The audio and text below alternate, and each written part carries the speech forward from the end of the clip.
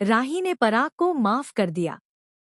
यह लम्हा सिर्फ एक पिता और बेटी के बीच का नहीं था, बल्कि यह उस टूटे हुए परिवार का था जिसमें गलतफहमियां, आंसू और अधूरी उम्मीदें सालों से जमा होती चली आ रही थी। जिस पराग को सबने हमेशा सख्त, कड़क और रूखा माना था, उसी पराग के अंदर का दर्द पहली बार सबके सामने छलक कर आया। और राही, जिसने अपने पिता से हमेशा दूरी बना ली थी, उसने पहली बार उनके झुके हुए सिर को देखा, उनके कांपते हुए हाथों को महसूस किया। पराग ने हाथ जोड़कर कहा, राही बेटा, अगर मुझसे कोई गलती हुई हो तो मुझे माफ कर दो।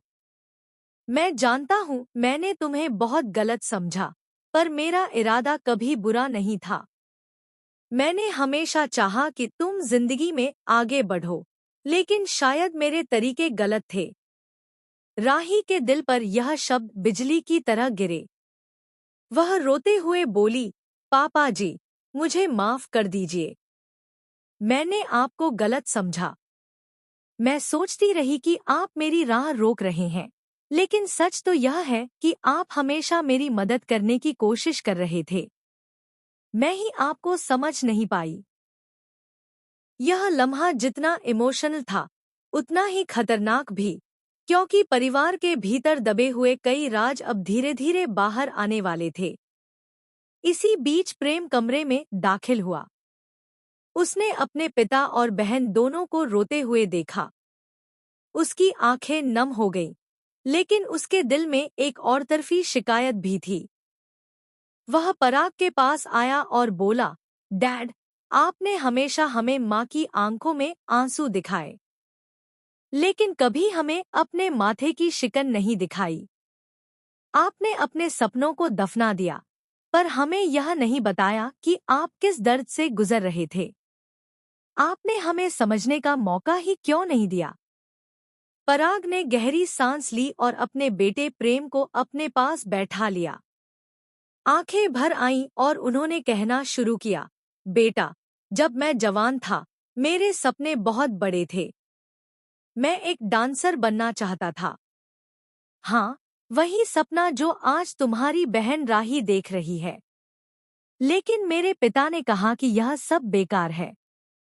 उन्होंने मुझे जिम्मेदारियों की जंजीरों में बांध दिया। मैं घर के खर्च, माँ की बीमारी और छोटे भाई बहनों की परवरिश में फंस गया। मैंने सबका ख्याल रखा, लेकिन खुद के ख्वाबों को दबा दिया। जब तुम्हारी माँ मेरी जिंदगी में आई, तो मैंने सोचा अब शायद जिंदगी बदल जाएगी। लेकिन नहीं, जिंदगी फिर से वही समझौते ले आई। प्रेम सुन रहा था, मगर उसके मन में एक आग भी जल रही थी। उसने सीधे सवाल किया, तो डैड, अगर आपसे यह सब हुआ, तो आपने हमें क्यों रोका?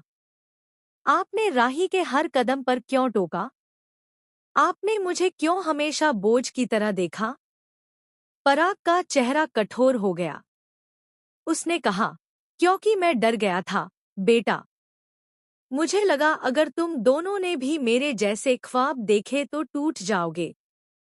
मैं नहीं चाहता था कि तुम्हें वही दर्द सहना पड़े जो मैंने सहा। लेकिन शायद मेरी सोच ही गलत थी। मैं समझा ही नहीं पाया कि सपनों को रोकना उन्हें बचाना नहीं होता, बल्कि उन्हें मार देना होता है। प्रेम की आंखों से आंसू छलक पड़े। लेकिन उसी समय राही ने पिता का हाथ पकड़कर कहा, पापा जी, अब भी देर नहीं हुई। आप हमारे साथ खड़े हो जाइए। मैं वादा करती हूँ कि इस बार मैं अपने सपनों को अधूरा नहीं छोड़ूंगी। और आप भी मेरे साथ रहकर जीत का मजा लीजिए। यह दृश्य देख सबके दिल पिघल गए, लेकिन कहानी यहीं खत्म नहीं हुई।